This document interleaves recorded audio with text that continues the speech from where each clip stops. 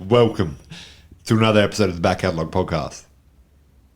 This is a podcast where we, and by we I mean me, Appo, and my co-host / co-founder Vincent, we dive into the Disney Plus streaming service and we tell you, the listener and the viewer, what is worth it and what is not. But we're not in the Disney Plus streaming service anymore. It's strictly not Disney Plus. Your cadence of that intro was very interesting.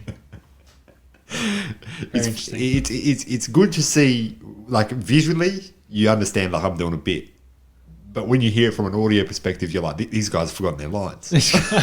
They're 5 seconds in, they've forgotten their lines. But yeah, I mean, that's on brand. That is on brand. That's on brand. All right, so but maybe I should consider, like, adjusting the cadence to be like we know something.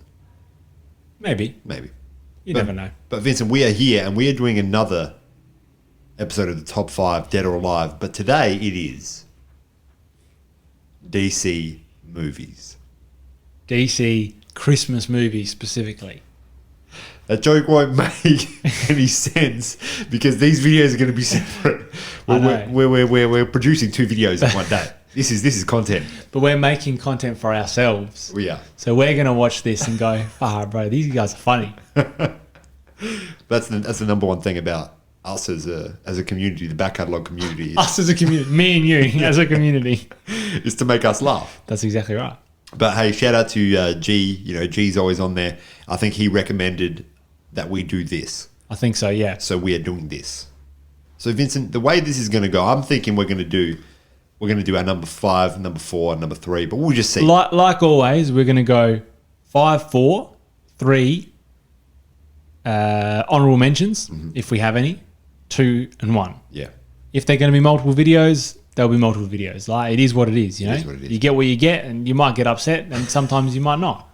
But it's free content and it's mediocre content, so like you know what you're getting into. That's exactly right. You know what you're getting into. And so should we get into? Let's get into it, man. Would you like to start with your number 5 DC movie?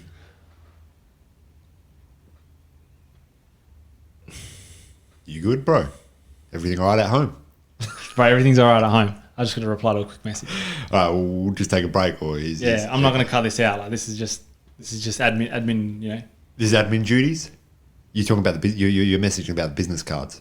While we're here, shout out to for Jared. He joined on the Patreon.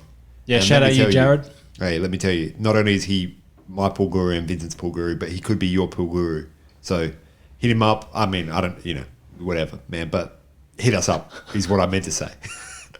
But also like and subscribe. We forget to say this. That's right. Like and subscribe. See, lucky I had that, bit of administration I had to do.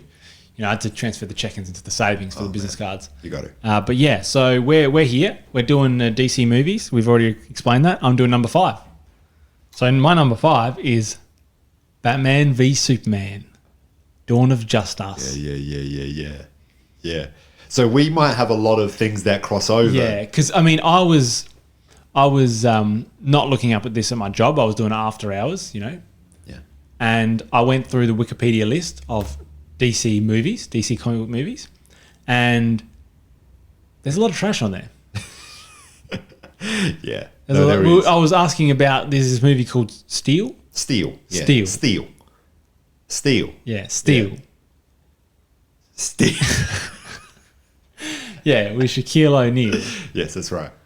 And Steel is actually based on, so just to get, because we got comic books coming out the wazoo here. Yeah. But Steel is, after the death of Superman, this guy, I can't remember what his name is, but essentially he was like, you know what? If Superman's gone, someone else needs to protect the city. So I'm going to put on this metal suit with a sledgehammer and I'm just going to go around, fighting crime. And it's going to be made of steel. It's going to be made of steel. So that was the comic book premise. And apparently it's a really awesome comic because that does sound pretty awesome. A man just taking justice into his own hands and smacking people with a sledgehammer. Yeah. But then they got Shaquille O'Neal, who was, at the height of his powers at the time.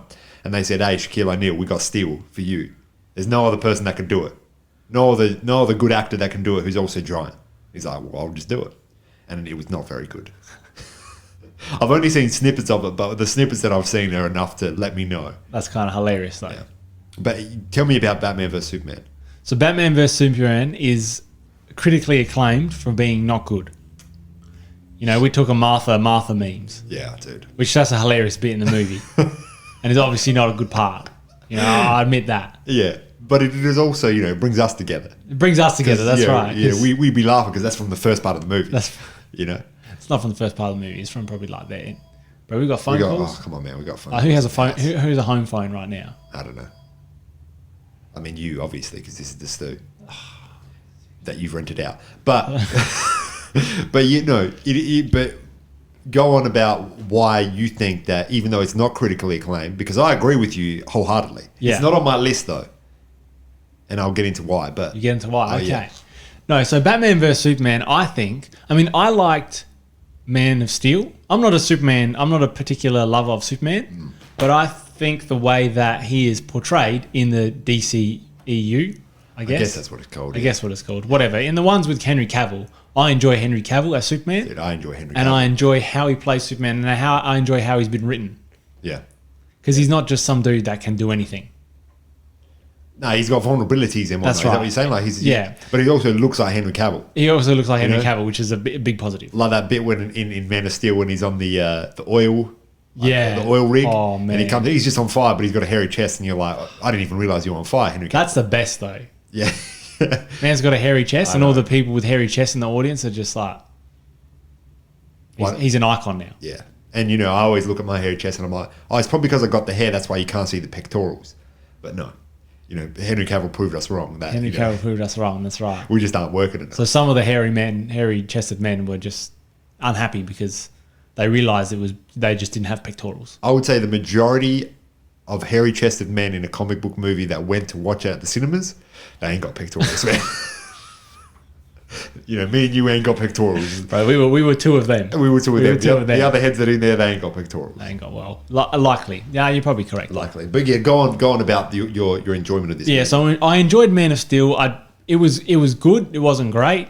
I thought, you know, the ending, it was just them running through buildings, 100%, yeah. essentially. And you know, when I'm seeing that, I'm just thinking, I think of like the economic crisis after that.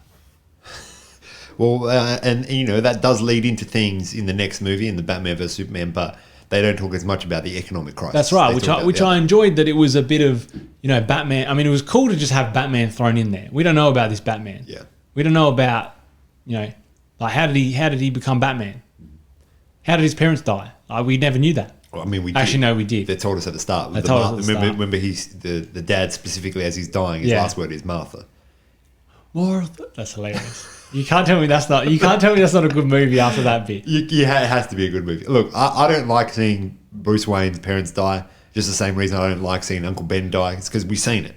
Like, we get it. You know, enough people in this world know that the reason that these crime fighters, these vigilantes are doing what they're doing is because of this loss. Especially because we've seen it on screen that many times. That's right. Yeah, yeah. And I'm pretty sure like oh no, maybe not. I was going to say every animated episode of like the Batman probably showed it as well, but probably It was in the intro. It's probably the intro. Spider-Man. Uncle Ben died and he's Spider-Man. That was it. That was the intro. Yeah, and you know, that sets the scene. But Vincent, very quickly, while we're on the topic of Batman specifically, I think Ben Affleck as Batman is one of my favorites. I thought he, As a Batman, yeah. not as much Bruce Wayne is still pretty good, but as Batman, But we also didn't see him as Bruce Wayne as much. for much of the movie. I like this Batman because it was very different. It wasn't more. It was a bit of the detective Batman, a little bit that, Yeah. but it was just. He's just like built like a tree. Yeah, yeah. And we talking those trees where you cut them open and there's like, you know, millions of rings. Oh, I know, because they've been there for a while. They've been there since the Cretaceous period. Yeah, and I'm a simple man who enjoys simple pleasures, and seeing Batman just mow through individuals with ease. Oh, man. And in that fight sequence at the end when he jumps into like the bad guy's lair, the building, and he gets shot in the back of the head, and he's just like, "Who shot me?" Like, I'm gonna break your neck. Like, he just- Yeah, because he's got that power. Yeah. You can see he's a powerful. Yeah. And when he had the suit, the one to beat Superman, Uh-huh. no, that was too cool. A lot of the issue that people have with this movie is that they went from Man of Steel, Yeah, which obviously was the origin of Superman, but it was grounded in the fact that it wasn't like this was just the origin. It wasn't many stories. It wasn't like they were bringing in all these other stories that have been built over years and years of comics. Whereas the Batman vs Superman was, here's Batman, here's Superman. They live in the same universe. We're going to get them to fight right now, but also bring in elements from this comic book and this comic book and that comic book. Yeah. All into one, which I can understand for a lot of people who want to see this built gradually over time, which makes sense that, like, if you have an issue, if Batman and Superman have an issue, it should be built over time, not just like... That is a good criticism. I get that, but also, you know, you got Batman for Wonder Superman. Woman was in this movie as well, Wonder wasn't Woman she? was in this movie. That was wild. When Wonder Woman's music theme man.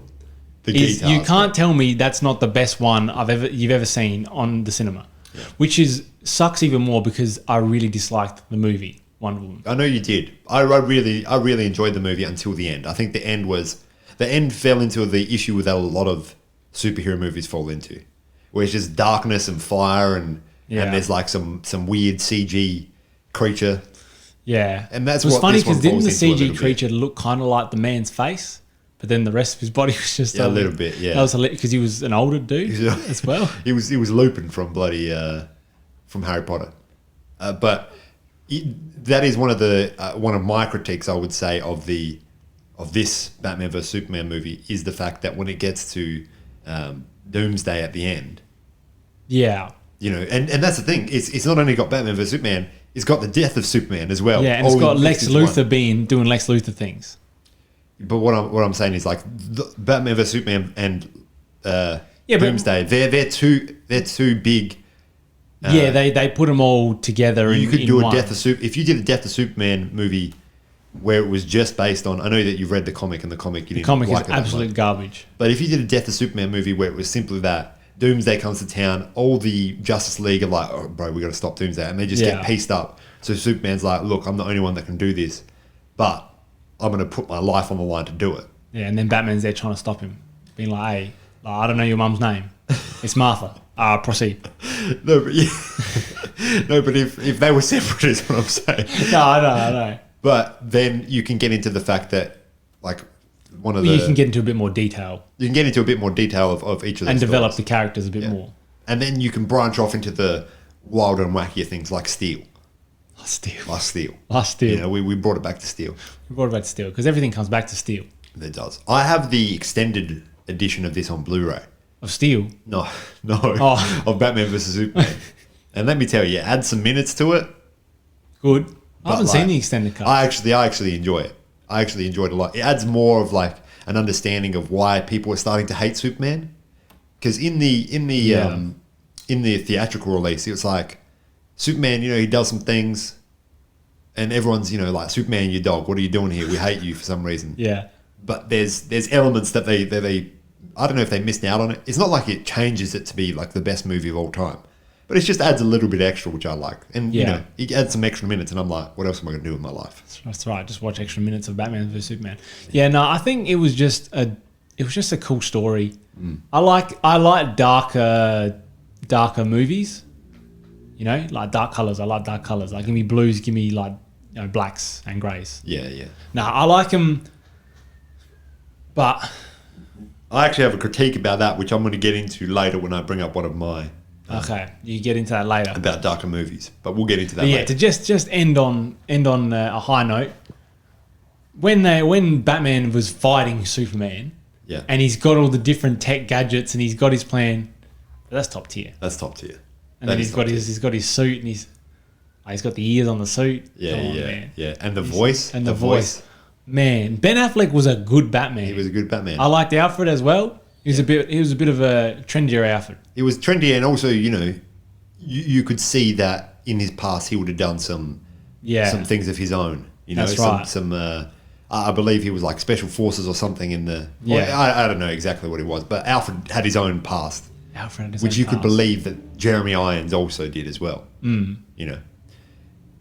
I also did like Lex Luthor in it. Yeah. I like you know, Jesse Eisenberg. Jesse Eisenberg. Yeah, I liked him as Lex Luthor because he seemed like that.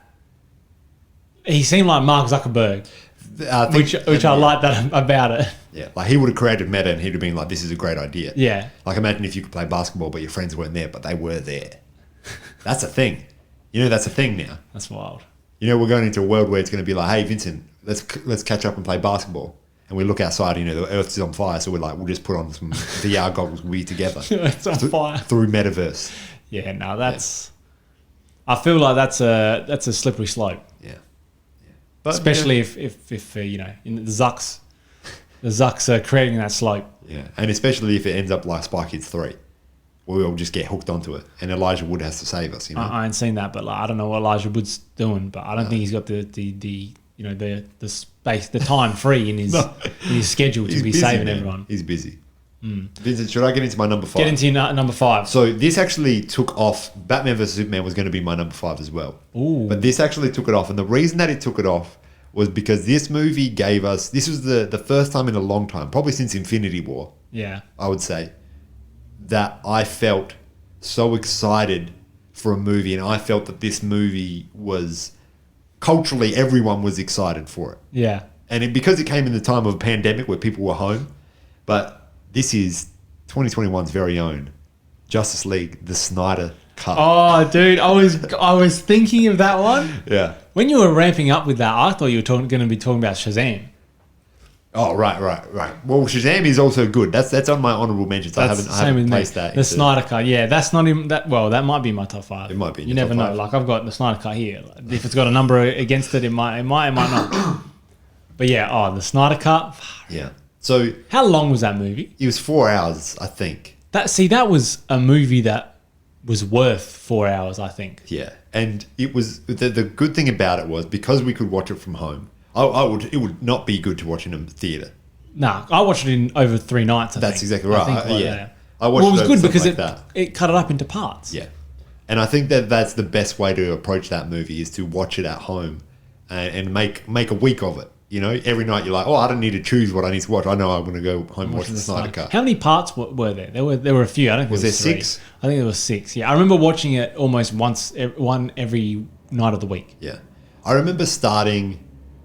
Yeah, but there were 6, but I don't know if they were necessarily an hour each. Obviously, no, but there were just 6. But I would just say, okay, I'm gonna watch this one to the next part, and the next part come up, I'll stop. There was some elements to it early on that I was like, man, how's this movie going to go? Is it going to be good? There's that especially because the original Justice League was so much garbage. It was hot garbage. And the reason it was garbage was because, bro, we got Flash, we got Cyborg, bro, all these people, and this is what we're doing, and we've done it. Yeah. And you're sitting in the movies and you're like, bro, I haven't even started my popcorn. That's probably the best description of what happened in that movie was that they had a lot to do.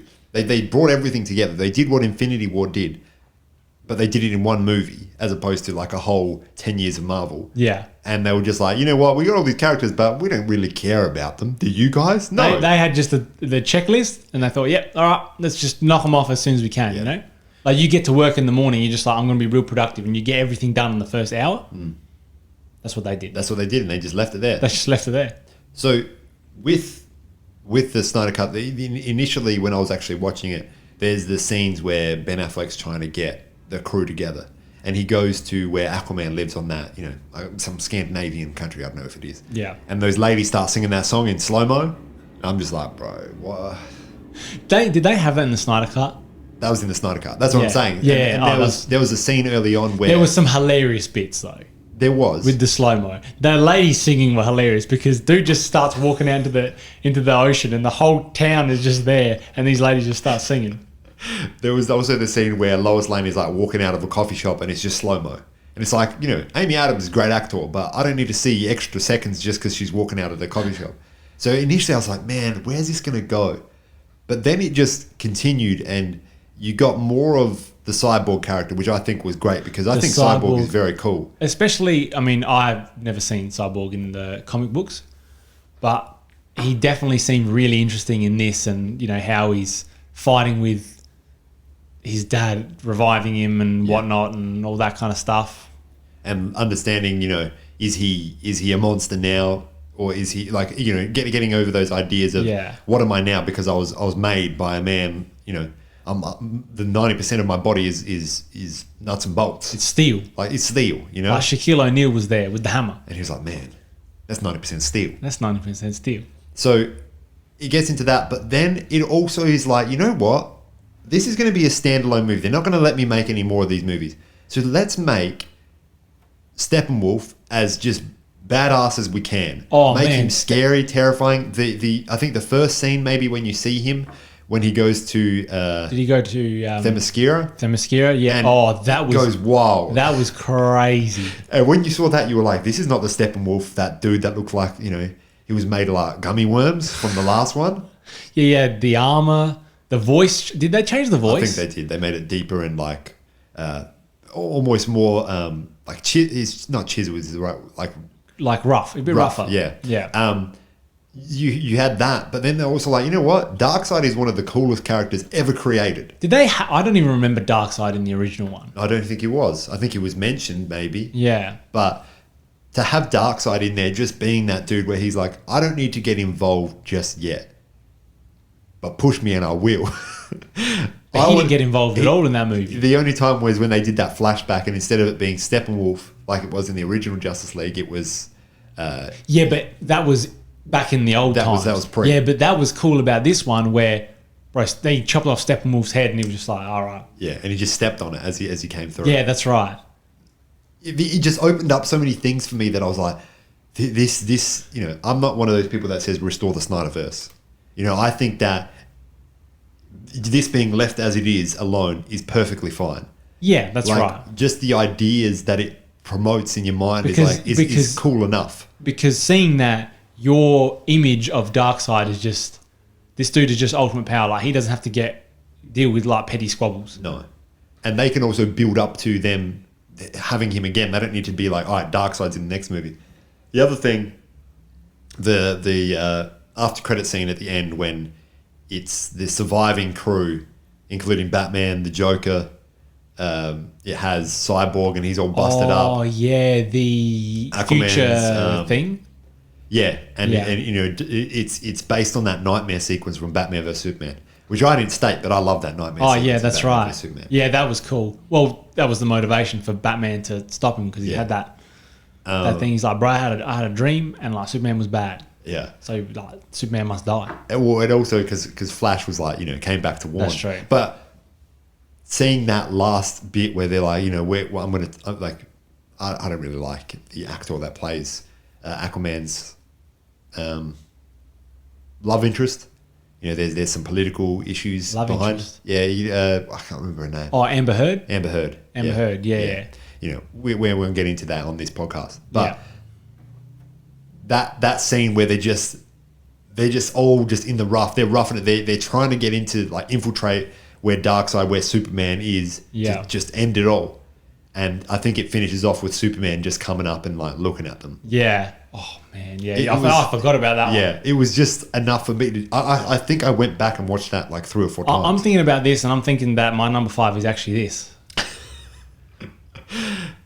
But But nah, for just like we'll switch it up a bit because I'm sure we'll have a few. Well, I reckon we'll have at least one that will be similar. Yeah. But I'm not going to get into it too much more because we could talk about these for a long time, and I haven't got the timer with me here, so I'm going in naked right now. Dude, that's right. You got plenty of time. We got all the time in the world. We got all the time in the world. Yeah. So Vincent, I want to hear about your number 4. No, number 4. My number 4 is Batman Begins. Oh, dude. You could put all 3 of these on your list. Dude, really. they might be on my list. They might be on your list. You never know. Well, you will if you fast forward to the next video. Yeah. Batman Begins. Let me tell you one thing. I love an origin story. People always say, bro, I'm sick of the origin stories. I don't want to see Uncle Ben die. Bro, kill Uncle Ben every day of the week if he gives me a different origin story. Honestly, just in a different spot.